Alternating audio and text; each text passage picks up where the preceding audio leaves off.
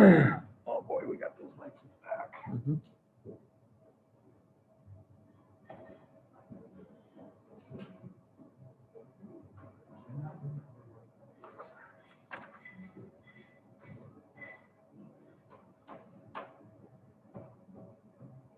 Better? Ooh. Which is better? Let me see. Turn that one back on.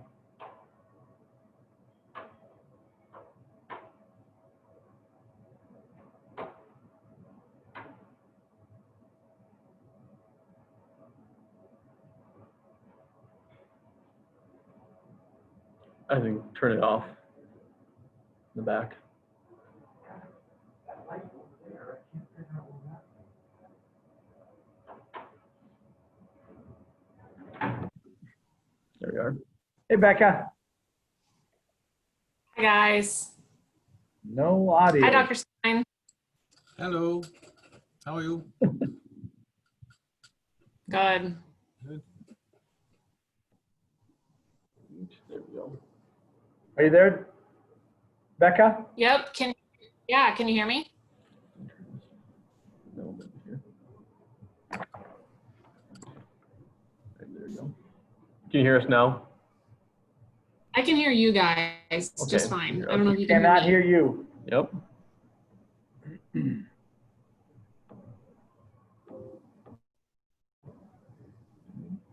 Okay. Can you hear me? What's that? I can hear you, Dr. Stein. Okay, I can hear you also. We got it.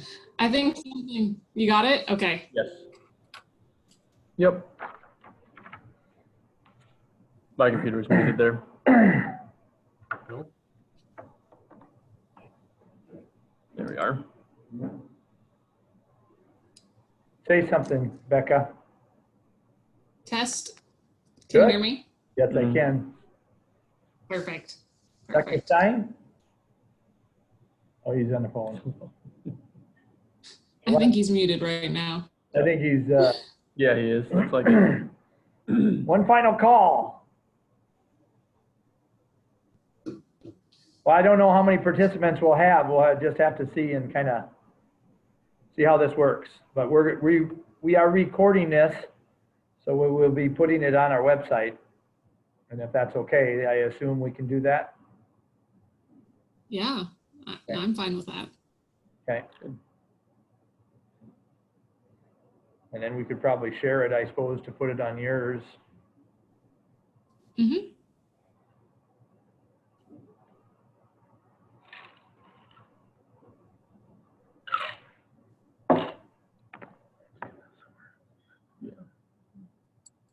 Trevor, how many minutes do I have exactly? You have 3 minutes, sir. Oh, how many No, minutes I for your mean, presentation? For the Becca, what do you think? Half hour, 20 minutes? Yeah, that's fine. I can go through mine as quick or as slow as I need to. So if Dr. Stein goes over, I can go quick. The main objective, Dr. Stein, is to cover what you need to cover. That's by far the most important. Yeah.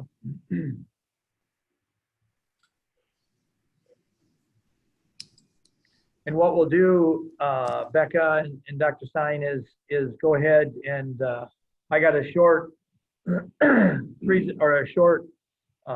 introduction here, and then Trevor, which is on my left here, he'll introduce both of you, Becca and Dr. Stein. Okay. And then we'll start with you. Dr. Stein, how many of these have you done? I don't know. I do them every week, it seems like. Well, then you're a pro. This is our first. Yeah. Okay, yeah, we do them all the time. And now all spring I did the same way with teaching also. Oh, really? So then you're a pro at this. I don't know about that. Becca, where'd you get that interesting backdrop? It's just a wall. It's Oh. not that fancy. I thought you might have designs on it and pictures. No, I take everything off the wall when I do stuff. I don't know. I try to Yeah. make it simple and plain background. Yeah, yeah, that's great. How was your family? Good, good. Staying busy. It's been state fair time here, so we're busy with that. We're one of the few that are having ours. I know you guys are as well. Yep. Yeah, we're gonna try. I don't know how much it's gonna, work, but certainly that's what they're gonna do. South Dakota, we do everything. Doesn't matter. Yeah. Yeah. Yeah. Well, good luck. Definitely. Hopefully it goes well. Yeah, Definitely. yeah, we'll see how much bad press we get from having the Sturgis rally out there. I think they said about 400,000 people, Wow. and I think there was probably 3 that had masks. Yeah. Most of it.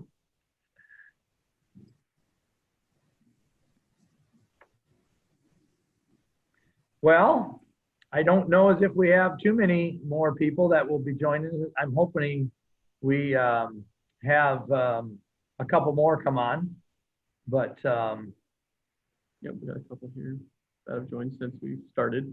Okay. So I think we should go ahead and get going. sounds good. Well, good afternoon. My name is Nick Whitert, and I want to welcome you to one of the first Zoom meetings that Yankton Seed House and JNR Feeds is hosting, and we'll be recording this for people to view it in the future. And but what's really important right now is that we are live right now with 2 of our speakers, and we are open for questions. So hopefully, if everybody has a knowledge of what they're doing on Zoom here, and we can utilize the chat boxes and ask questions, or if not, I think that's the way we are planning on doing it. Yep. Or That's how it functions on Zoom. Okay, so, but I guess even more excited about having the first Zoom meeting here would be the topic that we're going to discuss today. I really believe that we're in a paradigm shift in agriculture right now, because what has been working in the past isn't working as well, and due to the economic challenges and COVID-19 and some of the political forces that the market is just changing, and we just need to be abreast of. Farmers and ranchers today are looking for new ideas to increase profitability and their economic sustainability. Alternative crops, organic production, antibiotic-free animal production, and other niche markets are topics that I've had out in the country for the last 6 to 12 months. And I think it's ever important that we start talking about some of these and having more and more information about some of these areas of discussion. That's what generated myself and Trevor. He works with me at Yankton Seed House, and some of the people in the nutrition world. We're wanting to investigate some of the new things that are coming down the pipeline, and that is hybrid rye. There's so many possibilities in animal production for hybrid rye, and I think the Canadian and the EU have already done most of the work of feeding and determining how to use this product.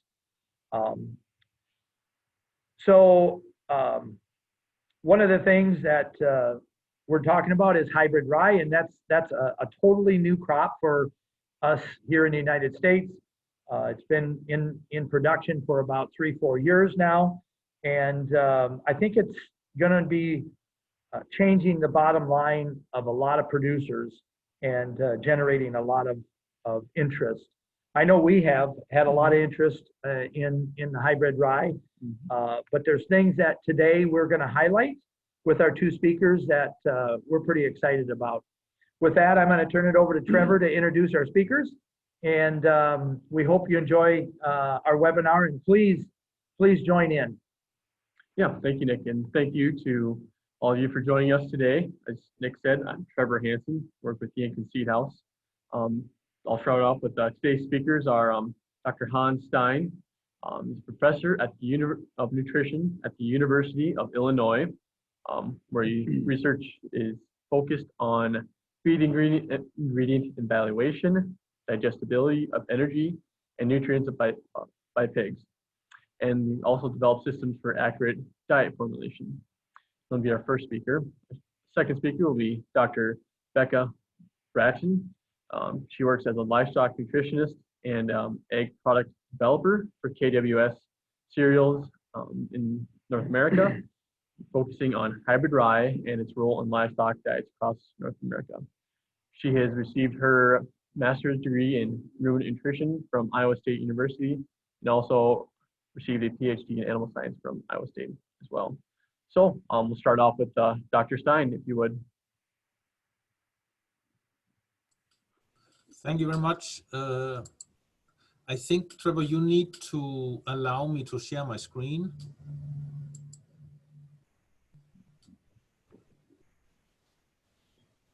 Okay, 1 second here. Here we go. Let me see.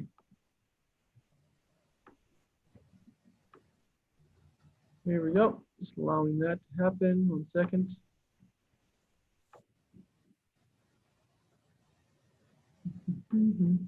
Share screen. Here we go. Options. There we go. Okay. Now give that a try.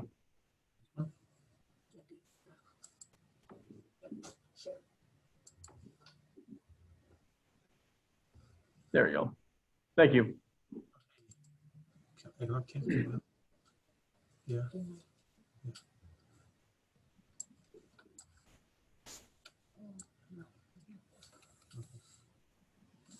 Okay, thank you very much. I will spend the next 25 minutes or so talking about some of the work we have done with feeding hybrid rye to pigs.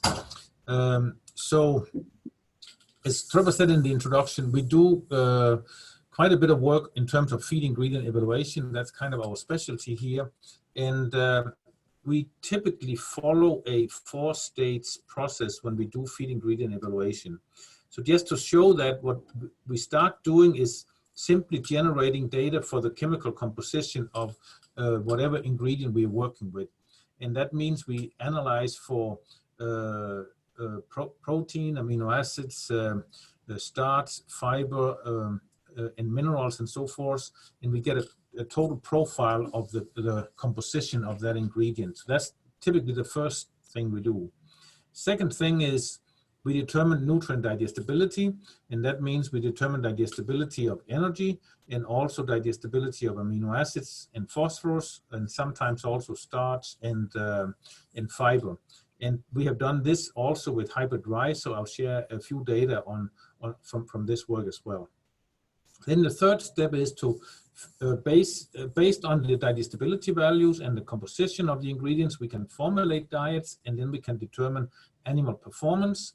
And we have done that with hybrid rye as well. We have conducted experiments with weaning pigs and growing pigs, and also with sows, and I'll share some data from that work as well. And then typically the fourth step in our evaluation process is that we evaluate how this ingredient influences product quality of animals that have been fed this ingredient. So that would be bacon slicing, or it could be water holding capacity, or pH of the loin, or other things related to product quality. So that is typically the fourth step. We have not completed that work yet with hybrid rye. We have done the first 3 of these 4 steps, but not the last one. We will get to the last one later this year. So to get started, I'll talk a little bit about the composition of the ingredient. And here I have hybrid rye, I have barley, and I have corn. And you'll see the hybrid rye in red, barley in blue, and corn in yellow. And if we look at the composition, in terms of lysine, concentration of lysine in these grains, we'll see we have more lysine in hybrid rye than in corn, but a little bit less than in barley. Methionine, not much difference among the three ingredients here. And for threonine, again, kind of like with lysine, a little bit more in rye than in corn, but less than in barley. And tryptophan, the same thing. So like all cereal grains, we have relatively low concentrations of amino acids, but hybrid rye has a little bit greater concentration of most amino acids compared with corn. And I'll come back to talk about that later. What about starch? That is where most of the energy in grains come from. And here we have 55.7% in rye, barley 51.7%, so a little bit more in rye than in barley, but in corn we have 58%. So again, hybrid rye is between barley and corn in terms of starch concentration.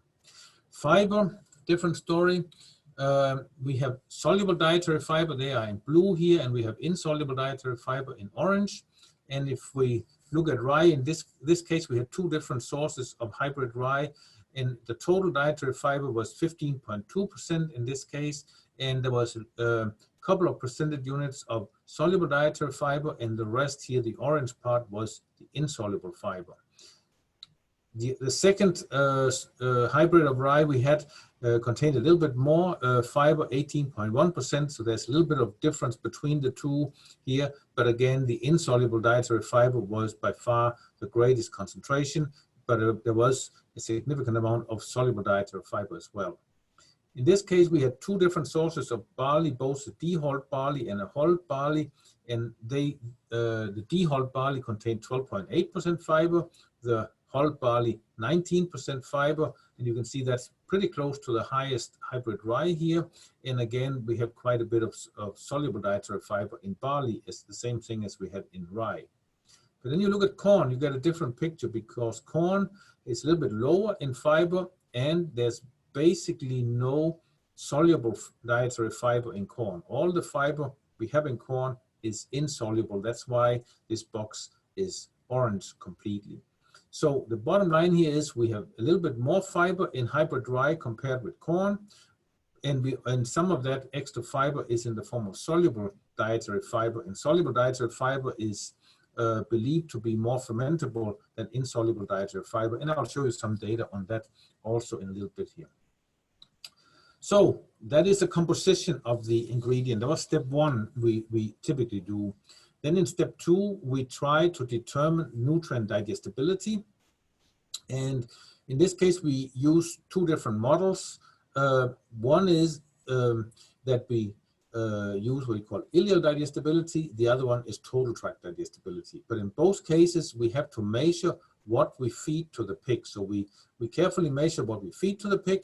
That feed then goes through to the stomach, goes to the small intestine.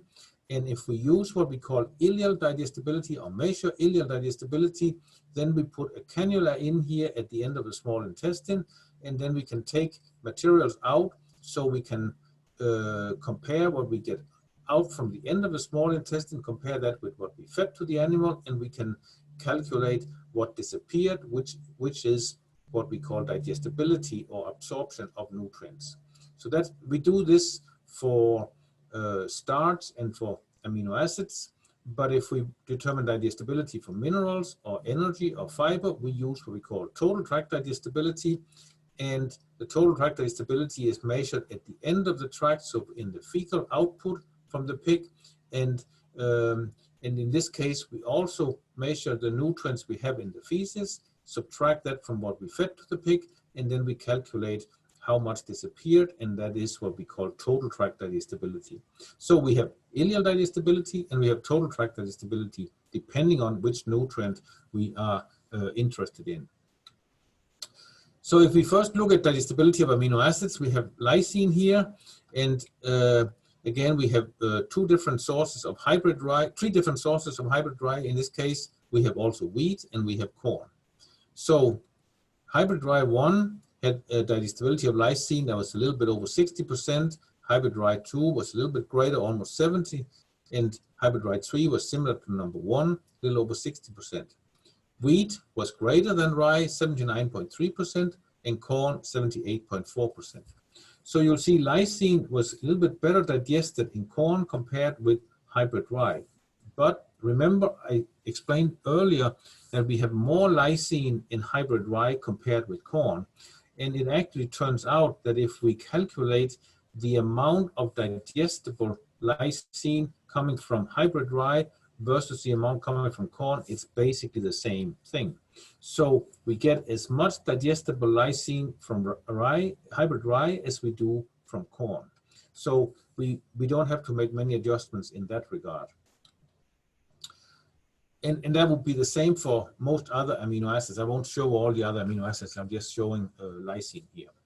Looking at starch digestibility, again, this is ileal digestibility. We have 2 hybrids of rye in this experiment, and you'll see both of them are very well digested in terms of starch, more than 90%, 95% here, and that is pretty similar to what we find in barley and also in corn. So starch digestibility is relatively similar. There's no significant differences among these values, and starch is very well digested regardless of which source of grain we have here. And then again, starch is #1 energy source in cereal grains, so that is a good thing that it's highly digestible. What about the fiber? Here we have hybrid rye, high digestibility or fermentability of fiber, and we have barley, much lower fermentability of fiber, and then we have corn, also much lower fermentability. So the fiber in hybrid rye, we do have more fiber than we have in corn, remember, but it has a much greater digestibility, meaning that the pig can utilize more of the energy in that fiber than the energy we have in corn fiber. And that's one of the characteristics with hybrid rye, that the fiber is very fermentable, and therefore the pigs get more energy out of that fiber. So that is one of the characteristics, and it's probably to some degree because we had more soluble dietary fiber in the hybrid rye compared with the corn. And soluble dietary fiber is usually much more fermentable than insoluble dietary fiber, and corn only contained insoluble dietary fiber. If we look at energy, and this is for growing pigs, we have hybrid rye, we have normal whole barley, and we have corn. And you'll see here, hybrid rye, we have 3,499 kilocalories per kilogram dry matter. In barley, we have a little bit less, 3,342 kilocalories per kilogram dry matter. And in corn, we have 3,732 kilocalories per kilogram dry matter. So we have about 230 kcal more energy in corn compared with hybrid rye. And the reason for that probably is the lower fiber concentration, and also we had a numerical small increase in starch in corn compared with rye, and starch is where we get most of the energy from. So a little bit more energy, and it turns out that the energy in hybrid rye is about 94% of the energy we have in corn when we calculate the metabolizable energy. So that is for growing pigs. And if you remember these numbers here, look for the next slide, that is metabolizable energy in sows. And we have determined energy digestibility in sows also. And in this case, we have 3,810 kilocalories of metabolizable energy in hybrid rye. So that is more than we have for growing pigs. And we have 3,959 kilocalories in corn.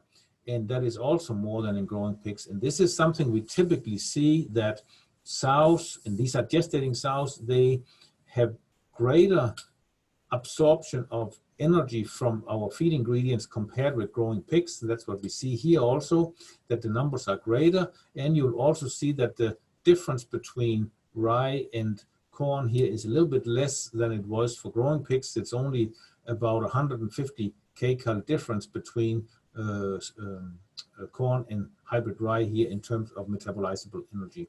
So not that much of a difference. And it turns out that hybrid rye in this case is about 96 to 97% the energy value of corn. So that is the energy value of these ingredients. So now we have talked about amino acids, and we talked about energy. What about phosphorus? That's also an expensive nutrient. And we have more phosphorus in rye than we have in corn. I didn't show the digestibility values for phosphorus, but I'll show that here. We have digestibility of phosphorus in rye, in barley, dehulled barley in this case, and in corn. And you'll see if we don't have phytase in the diet, we have almost 50% digestibility of phosphorus in rye. This is without adding phytase to the diet. That is a little bit more than in corn, or quite a bit more than in corn, about twice as much digestibility as in corn, and it is about the same as in barley. And the reason we have this greater digestibility in hybrid rye compared with corn when it comes to phosphorus is that hybrid rye contains quite a bit of phytase in the grain, where corn contains basically no phytase. But hybrid rye contains quite a bit. Barley contains some phytase also, but not as much as hybrid rye. And because we have this intrinsic phytase in hybrid rye, we get a much greater digestibility of phosphorus compared with corn, even if we don't add phytase to the diet.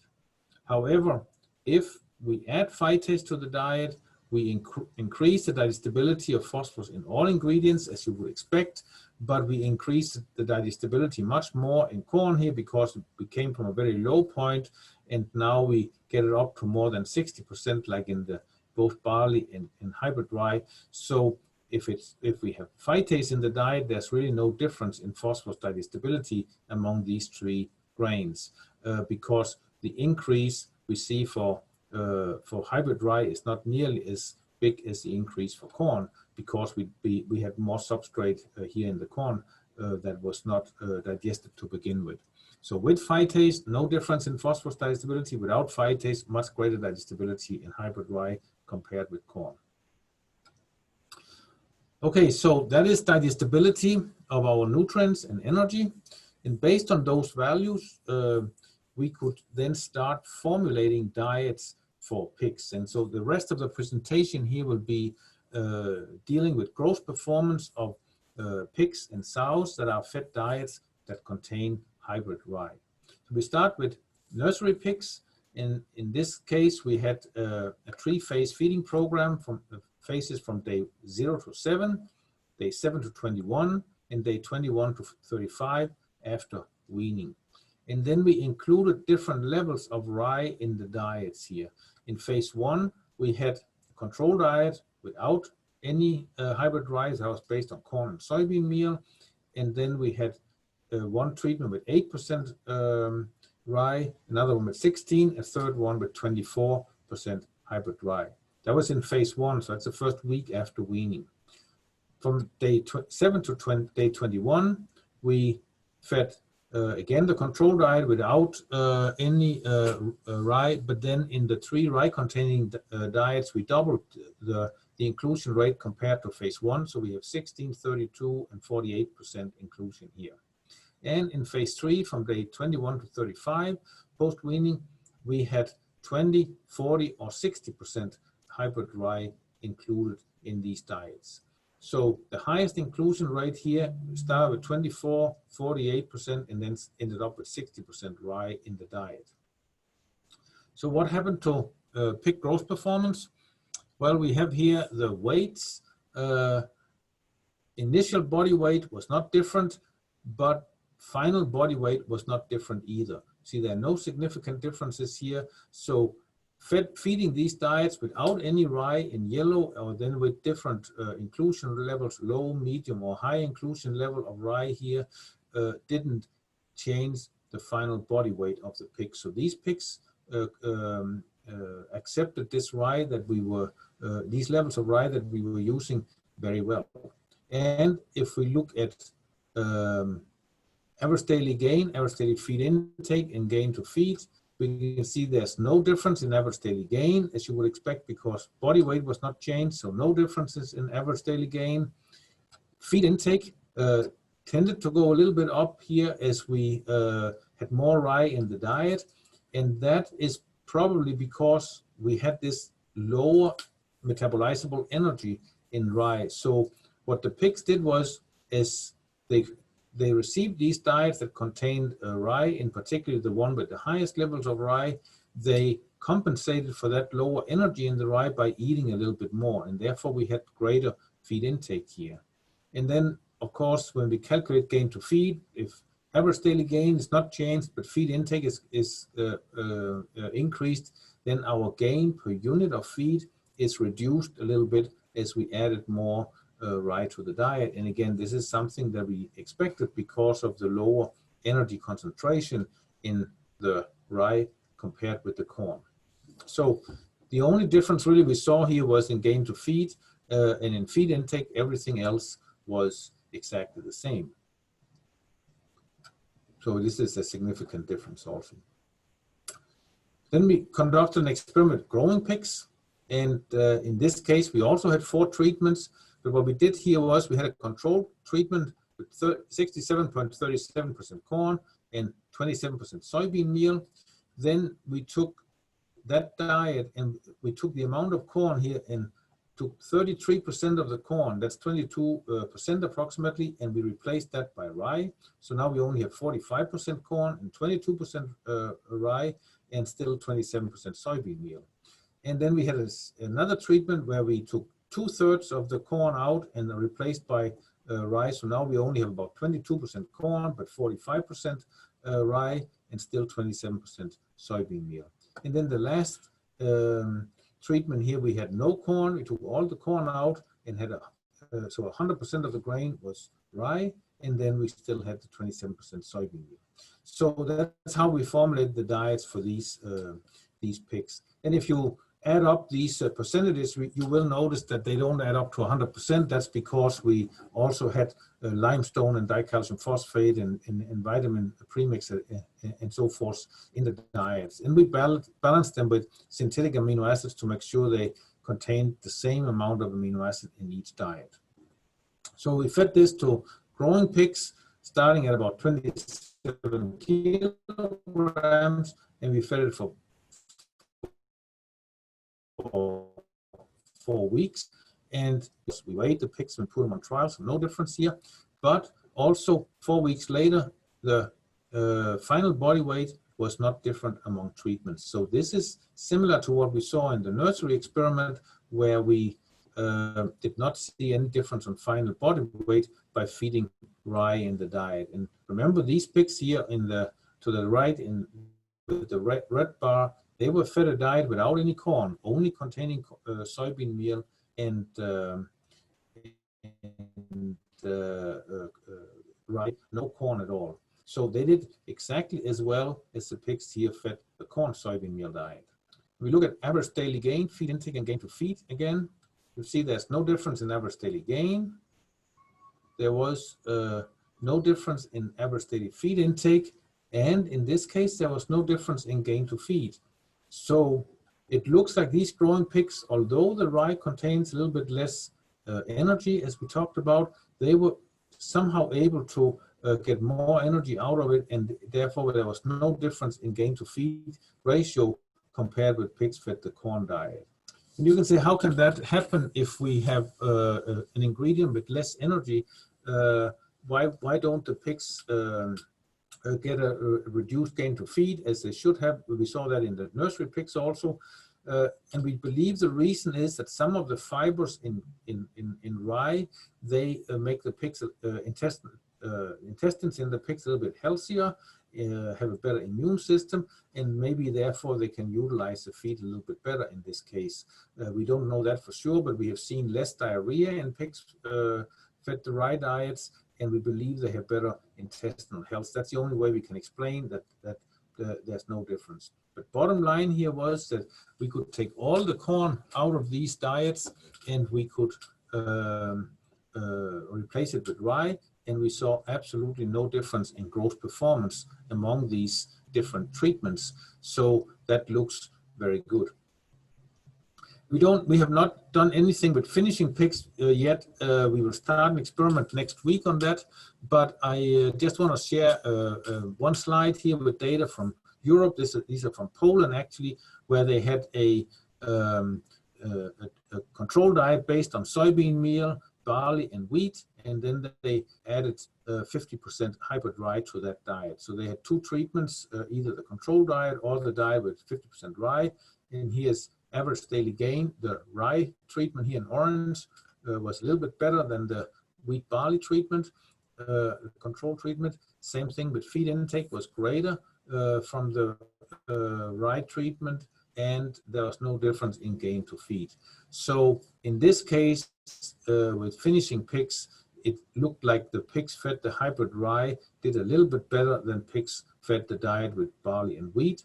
However, we do not have data from the US where we compare rye to a corn-based diet. But we will, as I said, we will start that experiment here very soon. So we will have data for that before the end of the year. But certainly, looking at these European data, it doesn't look that there's any detrimental effect of adding rye to finishing diets for pigs. Now, what are hybrid rye to sows? And here we had a control diet where we had corn, quite a bit of corn, then we have soybean meal and other ingredients here, as you can see.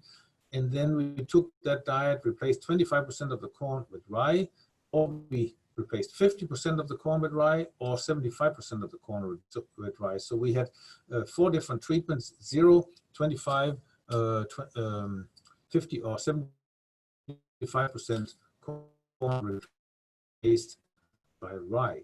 And we fed that to gestating sows, and we fed it all the way through farrowing and until weaning. And then we recorded what happened. We took weights of the sows, and we counted the pigs also. What about gestating sows? We have the treatments here. The 25, 50, and 75% replacement of corn turns out to be 17, 34, and 32.5% rye in the diets. Average daily gain of sows was not different during gestation, and feed intake was not different either. They were obviously restricted fed, so we knew that. Lactating sows, they were fed at Libertum here, and there was no difference in gain, weight loss in this case, and feed intake tended to go up a little bit with the lower inclusion rate, 17 and 34, but then down to the same as a control when we had 52% rye in the diet. Small differences there. What about live-born pigs? No difference in live-born pigs, almost 15 pigs per sow here, live-born. And what about the litter weight? Not different either. So the pigs had the same size when they were born. We also counted pigs that were weaned. And here we saw an increase in pigs weaned when we had sows, rye in the diet. You can see the 2 middle treatments here with 17.5 and 34% rye in the diet. We saw an increase in number of pigs weaned, and then if we had 52%, we got down to the same as control sows here again. So a little bit increase in weaned pigs per sow. And if we look at the weight of the litter, again an increase if we included 17.5 or 34% rye in the diets. The pigs were a little bit heavier, and that would indicate that the sows were producing a little bit more milk, and therefore the pigs could, or the litter could be heavier at weaning weight, and we weaned around 20 days of age. What about mortality? We had a lower mortality of piglets when rye was included in the diet. And remember, I talked about the soluble dietary fiber we have in rye, and there has been some speculation, particularly in Europe, that soluble dietary fiber in rye that makes the sows a little bit more calm, and therefore maybe they don't crush as many pigs. We did count the crushed pigs, and certainly we saw a reduction in crushed pigs from the sows, again indicating that they made a little bit calmer. They didn't crush as many pigs, and that's why we saw a reduction in mortality. And that, of course, is why we also saw that increase in pigs weaned from the rye-fed sows, because they did not farrow more pigs, but they weaned more pigs. So that's because we didn't have as many pigs crushed from the sows fed the rye. So certainly a positive attribute here. So overall conclusions, Trevor, before I stop. we've seen that hybrid rye contains more amino acids and fiber than corn. However, the digestibility of amino acids is a little bit less than in corn. So overall, the provision of digestible amino acids is very similar to that in corn when we feed hybrid rye to pigs. Hybrid rye contains a little bit less metabolizable energy, but on the other hand contains more phosphorus and has higher digestibility of phosphorus if we don't use phytase, if we compare with corn. So more phosphorus, less energy in rye. So the hybrid rye may replace all the corn in diets for growing pigs. It didn't slow them down at all. There was no differences in growth performance. And in weaning pigs, we got up to 60% inclusion rate without any negative effects really on growth performance of these pigs. And we saw that for sows, we could replace 75% of the corn, which turns out to be about 52% of rye in the diet. And that the only real significant differences there was that we had lower mortality in sows fed the rye, and we had therefore more pigs weaned and heavier litter weights weaned when we added hybrid rye to the diets instead of corn. So those are the conclusions that we have reached. So believe that it is possible to increase diet amount. There could be more to be learned also from the effect of rye on intestinal health. I did indicate that we think rye increases intestinal health, and we have seen a little bit reduction in diarrhea frequency of weaning pigs fed rye, but we need to do more work to really understand that. We also need to do more work to understand what happens when we add hybrid rye in diets for finishing pigs and what happens to carcass quality and carcass composition. And we will get those data later this year, as I said. So with that, Trevor, I think I will turn it back over to you. But before I do that, I do want to acknowledge my current team. All the work I've been talking about here has been conducted by my students, postdocs, and technicians.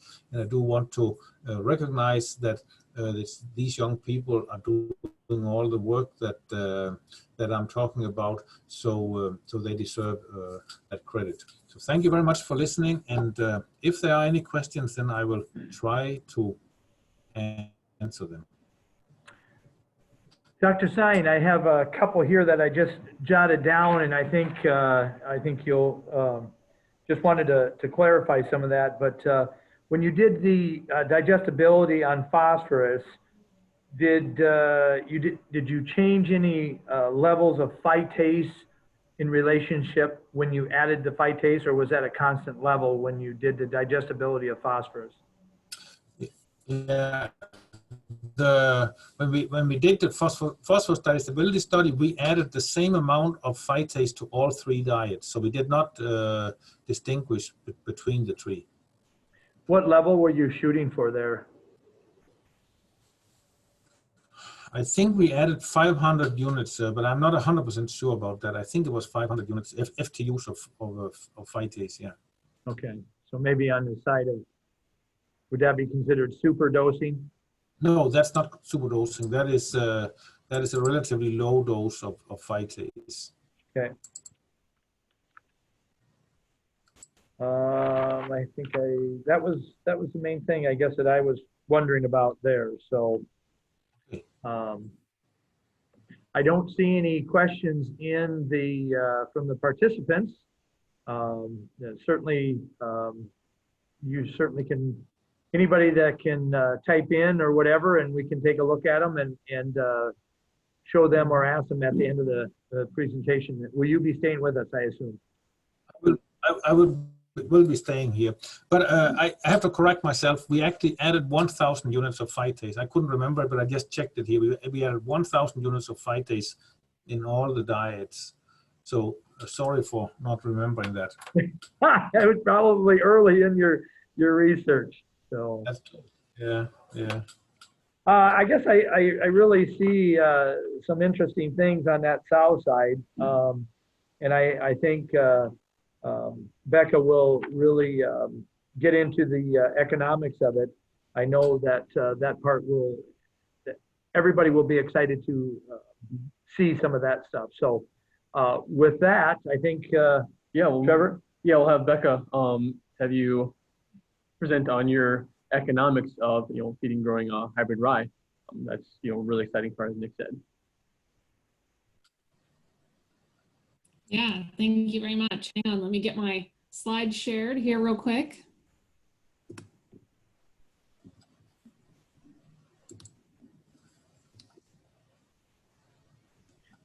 I guess, Becca, do you have any comments on Dr. Stein's work?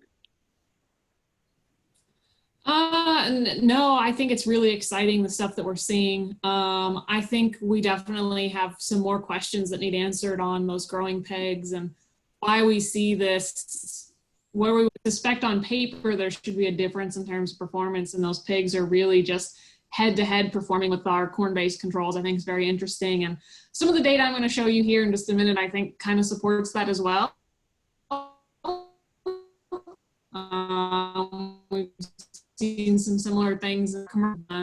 Very interesting though, and I think there's a lot of potential and a lot of value there for how hybrid rye can really fit into a swine diet.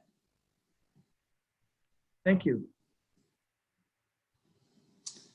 All right, I think I'm good to go. So thank you guys for having me. I really appreciate it. Again, my name is Dr. Becca Bratton, for those of you who are watching and don't know who I am. And I work with KWS Cereals as a livestock nutritionist and ag product developer for hybrid rye. And today I want to talk to you about how do we assign a value to hybrid rye and how do we determine its economic advantage in our livestock diets. So here's a little bit of an outline of what I'm going to be talking about. I'm going to start with a brief introduction of what is hybrid rye. Then I'm going to go into how do we evaluate a new small grain or a new cereal grain compared to our gold standard of corn. And what does that mean for the integrated farmer? So the farmer that's growing and producing their own crops and feeding it to their own livestock. And then I'm going to share some new data with you that really says, okay, here's the economics. Does it work in a large scale commercial setting? And wrap it up with a little bit of conclusions. So let's jump right in terms of our introduction. When we talk about evaluating the cost of a livestock feedstuff, cost is the #1 consideration, right? What is that commodity worth? We know corn's really cheap right now. So how do other small grains have to be factored in to work for money? But some of the other things that need to, Dr. Stein talked a lot about lysine digestibility. He talked about energy and available nutrients. And we need to factor all of those into the equation when we're determining cost. And so we can do that by assigning a nutritional value of another commodity. And we're going to talk about how to do that today. One of my favorite quotes actually comes from Dr. Easter, who was at the University of Illinois. And he summarized really what the objective of swine nutrition is. And that's to provide each nutrient in both quantity and form that will precisely meet the pig's requirements for growth, reproduction, milk production, and if necessary, maintenance at the least possible cost. Ultimately, when we're talking about livestock diets, it comes down to cost. So let's really dive into the economics of a new small grain and how that factors into cost. So just so we're all on the same page, I want to talk about some of our essential nutrients and how rye really fits into classifying these essential nutrients. So we have 6 essential nutrients: carbs, protein, fat, vitamins, minerals, and water. I want to focus on carbohydrates and protein today. Carbohydrates and fats and proteins all provide energy. And we know the energy is a little bit less in hybrid rye than corn, which Dr. Stein just shared with us. And we primarily consider our cereal grains an energy feed stuff. But we also have to keep in mind they also can provide proteins and amino acids. And amino acids are really critical when we're formulating our swine diets. So this also has to be factored in, as a small grain like hybrid rye is higher in amino acids than corn tends to be. So corn and soy, I have said it before, but they're considered our gold standard for swine feeding and for energy and protein sources. However, we know that small grains such as wheat, hybrid rye, barley, and oats can also be viable energy sources, and they can be used in livestock diets. I always find it quite amusing when I speak with my nutrition colleagues in Europe, and they swear up and down that you have to feed hogs small grains. They're not going to grow if you don't feed them small grains. I speak to the nutritionist here in the States, and they absolutely swear to me that the only way pigs are going to grow is if they're fed corn. It turns out they're both right. You can feed both. Livestock do grow on small grains or corn as long as we're meeting their nutrient requirements. So with that in mind, what it comes down to is price. This can be variable, especially with small grains. It can vary on seasonable availability. And so that has to be factored in. And then we should also determine the cost effectiveness or that nutritional value for a new commodity such as hybrid rye. So let's talk about how we evaluate hybrid rye. We said corn's the gold standard of energy, so let's compare it to corn. It's what we're used to feeding. It's our primary energy source in our swine diets. So much like Dr. Stein did when he looked at all of his energy and digestibility data, we're going to compare to corn. We know it's an excellent source of energy because it's very high in starch. It's highly palatable. It has lots of advantages from that standpoint. Some of the limitations, though, are it tends to be quite a bit lower in crude protein and lysine, and it has very minimal fiber components. Hybrid rye, we estimate to be about 95% the energy value of corn based on some of that digestibility data from Dr. Stein. It has similar amino acid availabilities, but it does have that higher component of fiber, which may promote some gut health advantages in swine. The other thing that's unique about the hybrid is with the introduction of the pollen plus gene, we see a significant decrease in the risk of ergot. And previously, ergot's been a major limiting factor in including rye into livestock diets. So with a hybrid, some of that risk is mitigated. We've also seen that it's highly palatable. We've not had intake issues with all of our research conducted using this feed ingredient. We do have some limitations though. First and foremost, there's pretty minimal acreage grown at this point, and it's a bit of a niche market, primarily going into human consumption for milling and distilling. And this means that that really high quality hybrid rye can be priced very high compared to corn. And some distilling markets can even pay a premium on top of what we're seeing as a traded commodity price. So that makes it challenging if we're just going to buy a commodity to pencil it into our typical livestock diets. We've also seen that with a small grain, and oftentimes with lots of small grains, fine grinding can result in some really dusty and unpalatable diets. And the other thing is poor management can still result in some risk for ergot.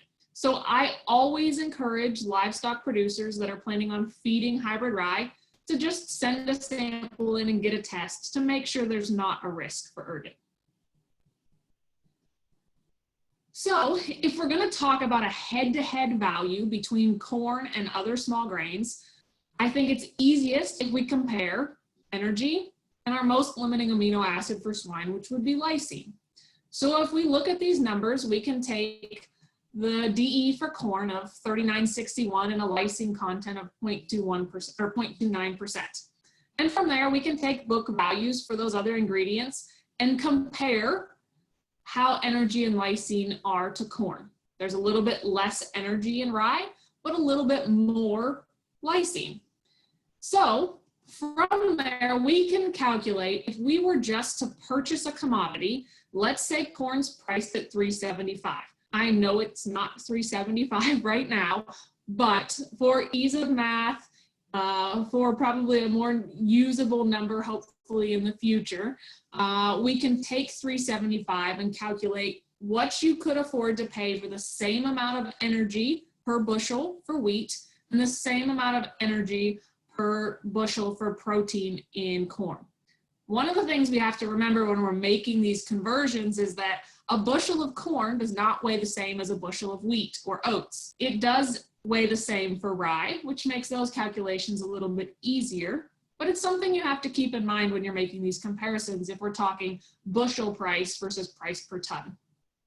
So if corn's $3.75 and we're just looking at it as an energy feedstuff, we probably need to pay around $3.50, $3.52 for our hybrid rye to make it competitive based on these book values. For protein, since there's a bit more lysine in the hybrid rye than corn, we can afford to pay a little bit more, meaning that for a commodity, hybrid rye probably needs to be priced similarly to corn if we're just purchasing these feedstuffs for inclusion into our diets. But what does it look like if you're growing your own crop, right? Now we're talking seed costs, labor, fertilizer, lots of other things that go into the equation for producing your own feed stuff. And so how does it compare if you're currently growing and feeding corn versus if you're going to grow and feed hybrid rye? And this is where I think the discussion gets really interesting. So I put together basically a small production budget model for some of our crops that we could be producing. And then I related that to how much energy we can get from those feed ingredients. So I assumed a yield for corn of 180 bushels an acre and 100 bushels to the acre for your hybrid rye. Obviously, you can plug your own numbers in here if you're getting more yield for your corn, less yield for your corn, hybrid rye, etc. You can change these numbers around to really fit your production system. I also went through and put in some seed cost, fertilizer cost, drying cost, crop insurance, things like that that we would typically incur. I didn't put any rent cost into this budget. I just wanted to cover the cost of growing that crop. And typically, for most people, we see that hybrid rye is anywhere from 1/3 to half the production cost of that of corn. Seed cost is typically cheaper. We need less fertilizer. Oftentimes we see that pesticide, herbicide, fungicide number down to 0. And so those things really decrease the cost of producing hybrid rye.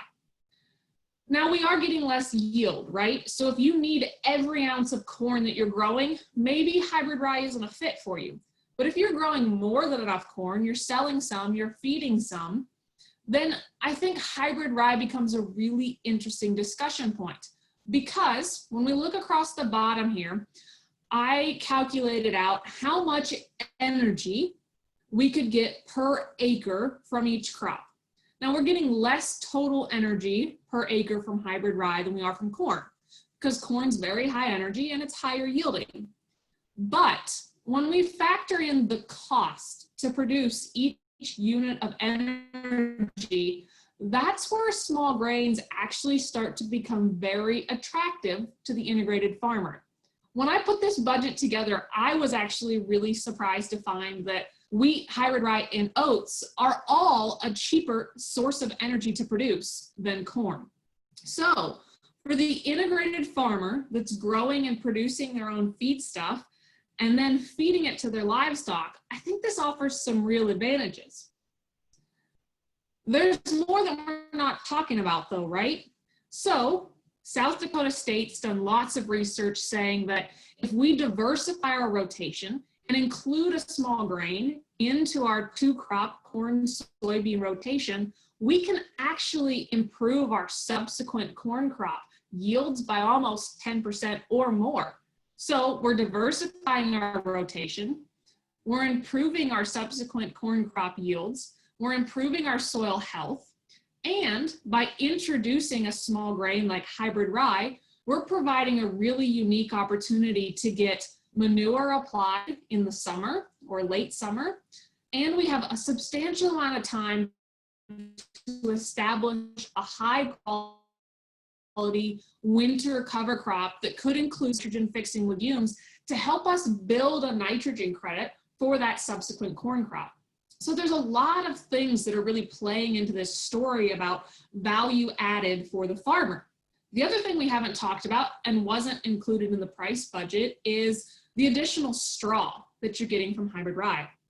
Straw can be very valuable in certain areas and certain time of year, especially for those people that need to use it for bedding. South Dakota can be pretty limiting on whether or not there's time to get those corn stalks up before winter really hits. And sometimes farmers are very reliant on that. Now we have a straw source available in mid to late summer, and that's a true value, added value, I think, to the farmer. Additionally, we're spreading out our labor, right? We're harvesting some of those acres in July that we would typically be busy in the fall trying to get all those acres harvested. And the other thing is, when we're talking about producing 2 cereal crops, I think it really offers some market flexibility. So if you're just growing corn, you're reliant on the corn market strictly. However, if you switch to producing corn and hybrid rye, let's say one year you get excellent quality hybrid rye, it makes all the specs to go into the milling and distilling market, and you can get a really high contract for your hybrid rye. Obviously, you're going to sell your hybrid rye and you can feed the corn that you've grown. Let's say corn prices are really good, hybrid rye prices fall down. You can sell your corn and feed your hybrid rye, and you have that market flexibility by diversifying your operation. And ultimately, all these things mean more dollars for the bottom line for that integrated farmer. So we've talked about the economics of it. Dr. Stein has shown lots of awesome research on the digestibility, on how hybrid rye fits into our nursery, growing pigs diets, and sow diets. But I wanted to share a little bit of work with you in terms of how it fits into a commercial grow finish swine diet. So we've seen lots of the digestibility data. We know that they'll eat it. We know that they'll grow on it. The question is can we transfer it from a university setting into a large-scale commercial trial? So we just wrapped this experiment up in the middle of June. We had about 1,200 head of hogs on this experiment in Marshall, Minnesota, and they received 1 of 4 treatments. I'm going to refer to them as control, low rye, moderate rye, and high rye.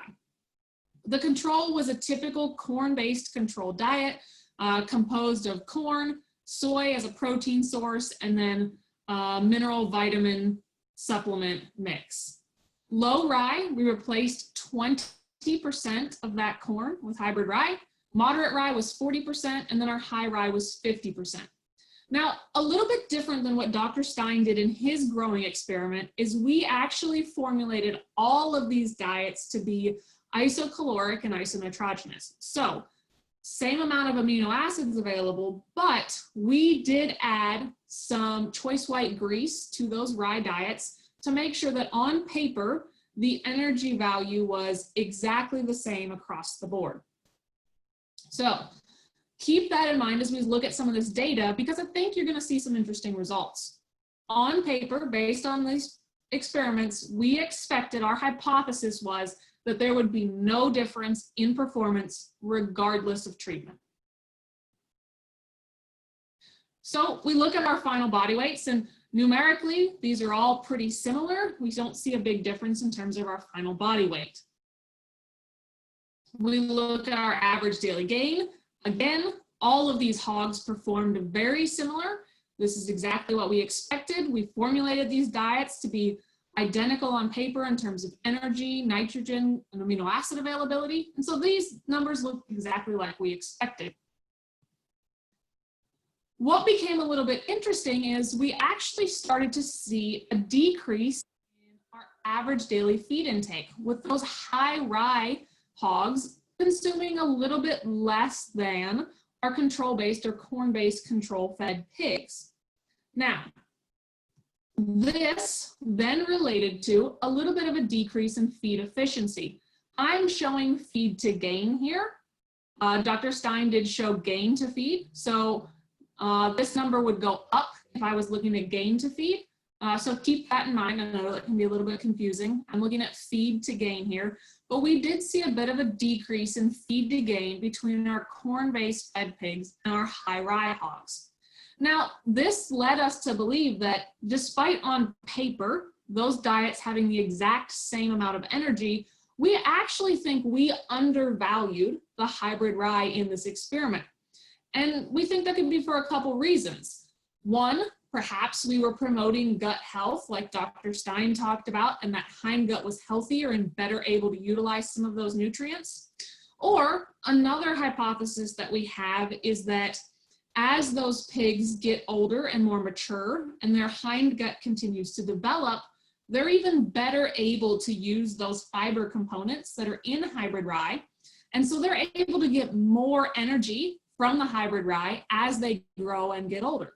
So certainly some more questions we have there, but our hybrid rye fed hogs actually were performing better than our corn-based control.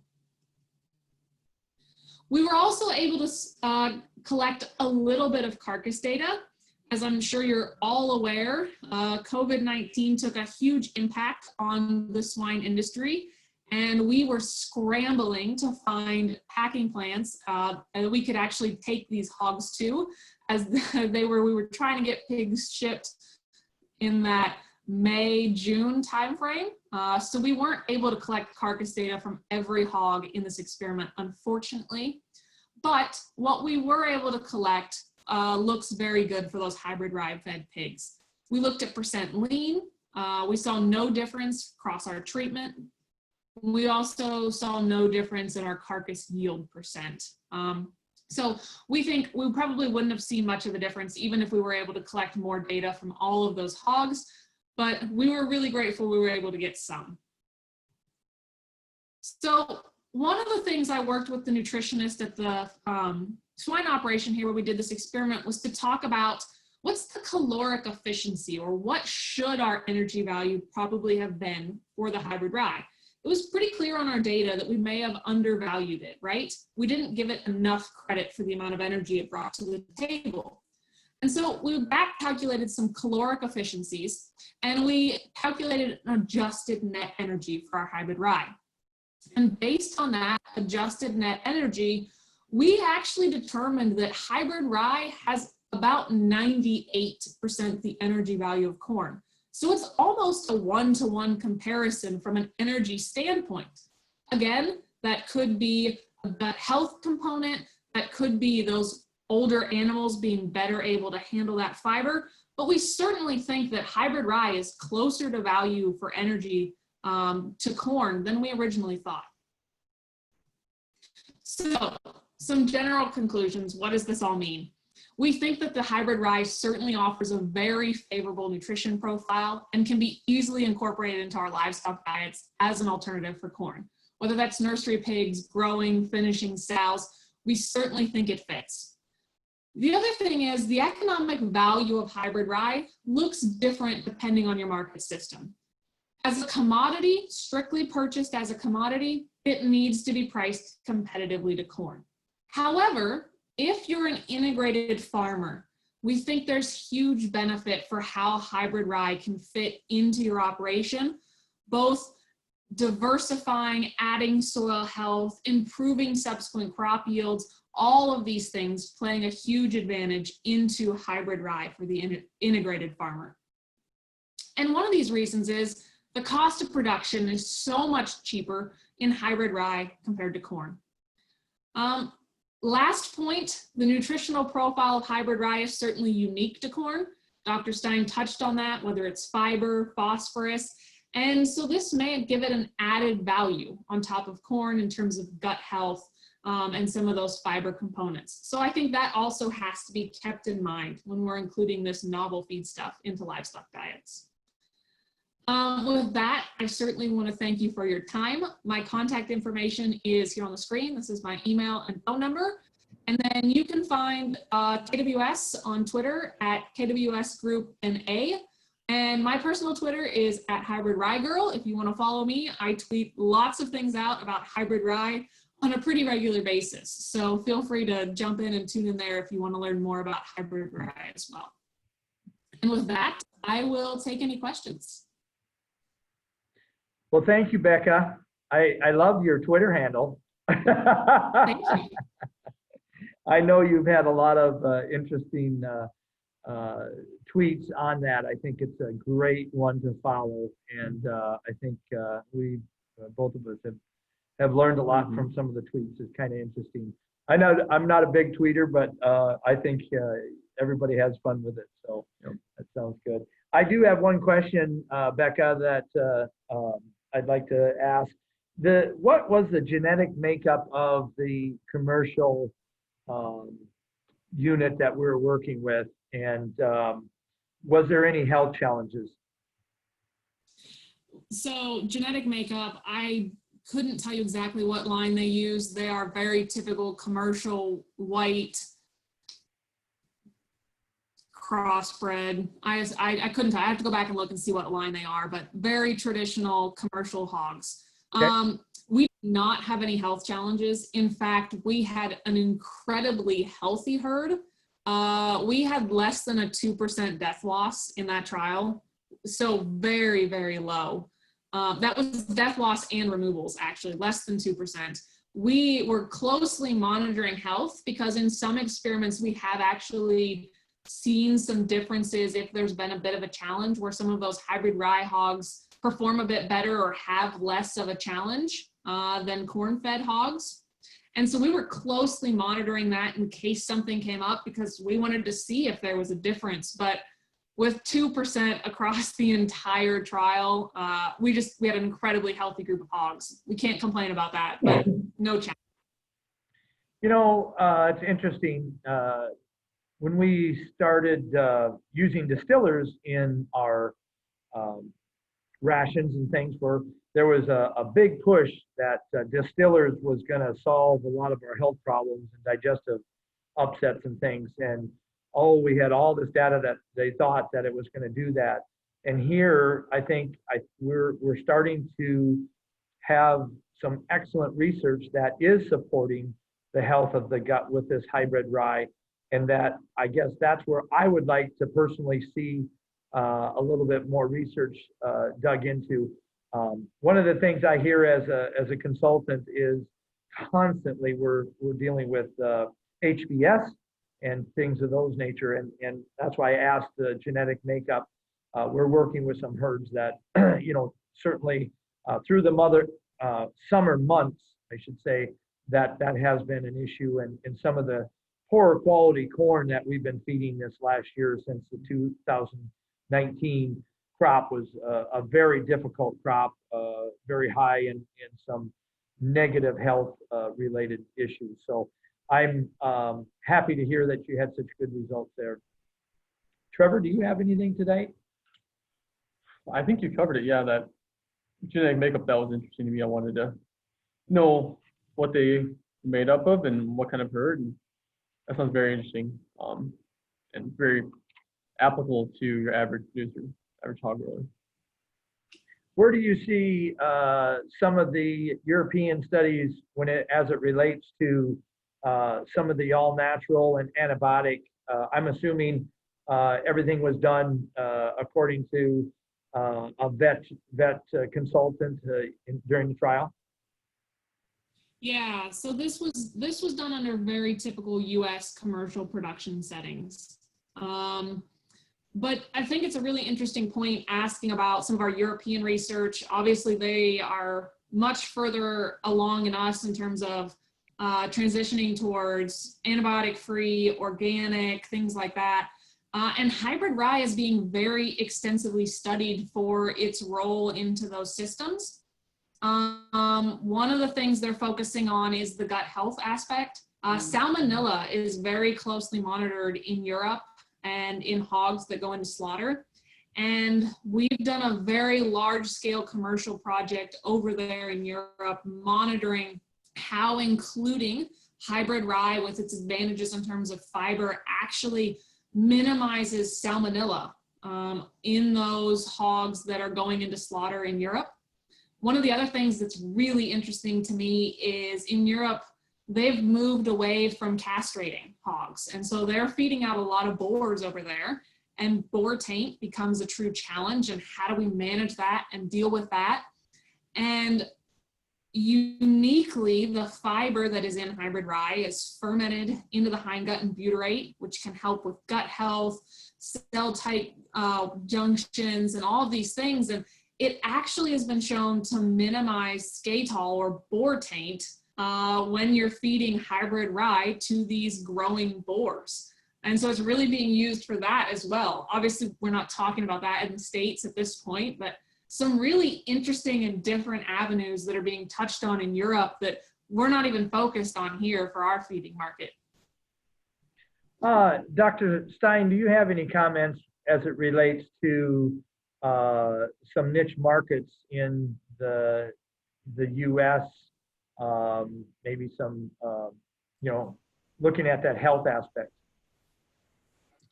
Well, obviously, what comes to mind is, well, we all need better health of pigs. So it's not only for niche markets, but if you are producing into any of the non-antibiotic markets, then of course it becomes even more important because you don't have that option to treat your pigs. So there it would be of great benefit, of course. But I think it is a benefit to everybody. Also, systems where they are allowed to use antibiotics. Nobody likes to use antibiotics if they can avoid it. And antibiotics is only the tip of the iceberg, because you only use antibiotics for the pigs that are really sick. But that probably means there's a lot of pigs that are less visibly sick but still has suppressed performance because of poor gut health. And for those pigs, it might also be important to have an ingredient that promotes gut health a little bit. So I think it will be advantageous to everybody, but specifically for producers who cannot use antibiotics. Thank you. I see our time is fastly getting away from us, and I sure appreciate that. But in closing, I would sure like to have anybody, both of you or each one of you, I should say, maybe say some closing things, and maybe we've summarized it well enough. Becca, you go first. Yeah, first of all, thank you guys, Nick, Trevor, for putting this on. I think some really interesting topics that were discussed today. I think the real take home is, yes, you can absolutely feed hybrid rye to your hogs.